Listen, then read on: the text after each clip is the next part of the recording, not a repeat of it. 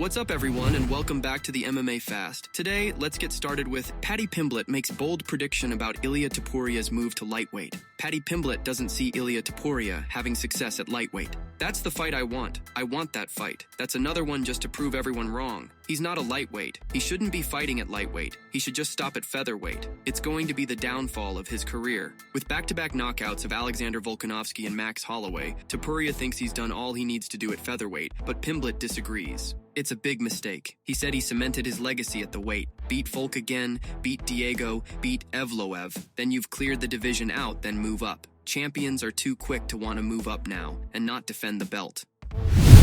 Patricio Pitbull reveals he would have retired if the UFC declined to sign him. The Brazilian hasn't been seen in the cage since a knockout win over UFC veteran Jeremy Kennedy last March. That victory wound up being Patricio Pitbull's final appearance in the Bellator cage as he was released from the PFL last month. The move came after the featherweight publicly feuded with company executive Don Davis over inactivity. Earlier this month, Dana White announced the signing of Patricio Pitbull and his UFC debut against Yair Rodriguez set for April. In the interview with Helwani, the 37-year-old revealed his instructions to his managers to speak with White and nobody else. If a deal couldn't get done with the UFC, Patricio Pitbull would have simply retired. While organizations such as the Global Fight League or One Championship likely would have pursued the featherweight, he had no interest. I told my management team to not even waste time talking with other promotions. It was either the UFC or retirement. I was already decided on that. Yes, I would have retired, I would train with my son, and that's that. Everything really only happened last week. When they made the fight offer, that's what they were looking for. They wanted to have a fun fight for me, not just send me the contract. They had first offered me a fight against Aljamain Sterling on March 8th, and I said yes. He said no,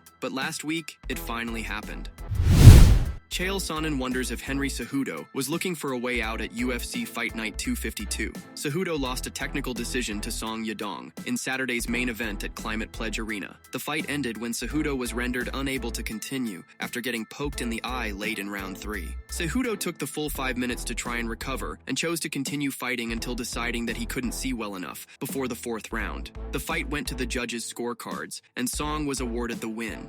That is just so unlike Henry. I mean truly so unlike Henry in the way that he did play it. This is a guy who has walked through fire many times. This is a guy who walked through fire at 20 years old to become an Olympic champion. It didn't seem like he was willing to walk through fire this night. That was not like the Henry Cejudo that I've seen in the past, as fair as I can say it. Sonnen thinks Cejudo made a big mistake when he retired in May 2020. Cejudo now finds himself on a 3-fight losing skid. Yes, it was one of the most surprising things. Listen, are you fighting for money or are you fighting for championships? Let's go back to UFC 249. Henry was fighting for the championship that he brought against Dominic Cruz. He gets a big victory, and now that activated a participation clause within his contract. All fighters have a participation clause in their contract, but it only activates if you're defending a championship.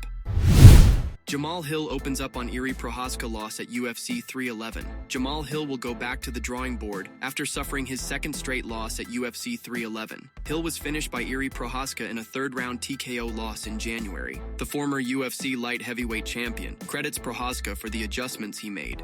Obviously, the fight didn't go the way that I wanted it to. I've got to give a shout out to Prochazka. He made great adjustments. He looked really good, brought in some new elements to his game. That was good to see. I wasn't able to get the win. Ultimately, just have fun out there. I really had a good time, enjoyed the fight, had fun in there going back and forth. I appreciate all the love and support. Ultimately, that's the goal. I want to dominate, I want to win, I want to put out a good product, so at least I was able to do that. Since returning from surgery due to a torn Achilles, Hill has been finished by UFC light heavyweight champion Alex Pereira, then Prochazka. He was a bit disappointed with the stoppage, but is at peace with how the fight ended. It is what it is at that point. I know what I signed up for. That was an opportunity that I would have liked to have. As I said, dealing with things and stuff like that, going to the fight, absolutely no excuse. I felt like I was in a position to come out and get my hand raised. I banked it all on myself, went out there, and ultimately I just came up short.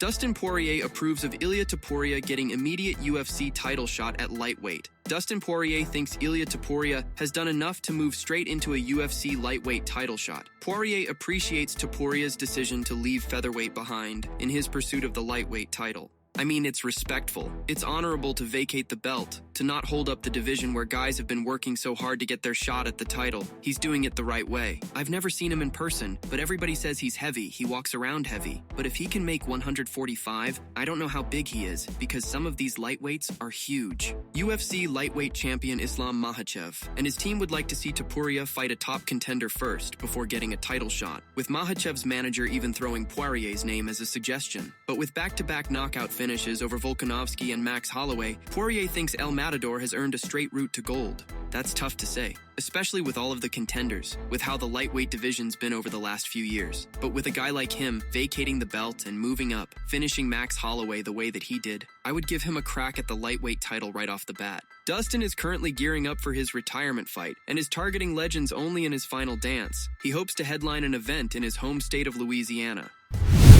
Michael Chandler has changed his tune on UFC star Conor McGregor ever fighting again. Chandler has been linked to a fight with McGregor for a few years now, but the matchup never materialized. Conor is always a part of it, man. His road back to the UFC goes through me. We've got to finish The Ultimate Fighter 31. That is the UFC's sentiment. I think it's even his sentiment. He said, "I'm a man of my word." Well, if you're a man of your word, then there's only one guy that you're going to fight when you come back to the UFC. The guy who had a contract with your name on. The guy who signed on the dotted line and still to this day never missed weight and never pulled out of a fight. Heart of Hearts is tough, man, because I think Heart of Hearts says Conor is coming back at some point. But if I'm a betting man, if I'm using my brain, I wouldn't put money on it. Does he want his legacy to be, "My last fight I broke my leg, I touted the greatest comeback in combat sports history, and then signed on the dotted line to fight Michael Chandler, then pulled out of the fight never to return again"? I don't think he wants his legacy to be that. Then again, I haven't walked a mile in that man's shoes, so I'm not going to say what he is thinking. But my heart of hearts says he's coming back at some point. But if I was a betting man, I ain't putting money on it.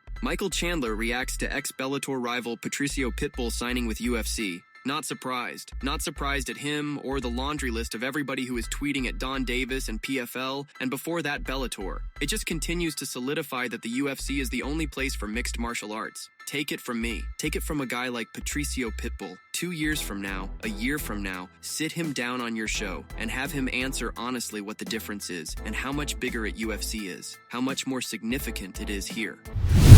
UFC analyst predicts imminent Jon Jones versus Tom Aspinall announcement, shares expected fight date. One fight announcement that MMA fans are eagerly waiting for is Jon Jones taking on Tom Aspinall for the heavyweight title unification. Recently, UFC analyst Michael Bisping predicted a potential announcement and a date for the fight. He said that the UFC would announce the fight soon if it's targeting the bout for International Fight Week. However, he also expressed concern that the promotion has yet to make an official announcement. What's going on with that one? We've got to get an announcement on Tom versus Jones pretty soon. I would say if they're going to fight on International Fight Week or something like that, they've got to announce it. They've got to start the training camps, and the fact that they haven't is giving me cause for concern.